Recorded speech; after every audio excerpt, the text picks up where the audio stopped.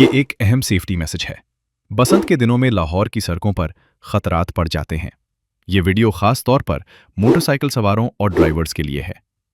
सबसे बड़ा खतरा, पतंग की डोर। ये डोर बहुत बारीक होती है और तेज रफ्तार में नजर नहीं आती। अगर ये मोटरसाइकिल सवार की गर्दन या हाथ में फंस जाए तो संगीन हादसा हो सकता है। एहतियाती तदाबीर।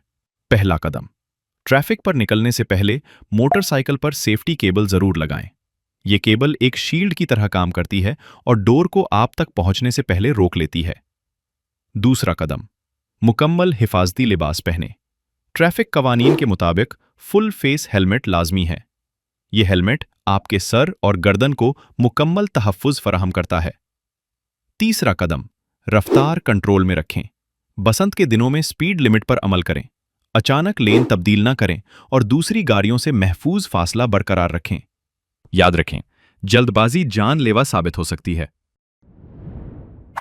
तो दोस्तों, अपनी और दूसरों की हिफाजत करें, महफूज रहें। अगर मुफीद लगा तो लाइक करें, सब्सक्राइब करें, शेयर करें। अल्लाह हाफिज और सेफ ड्राइविंग।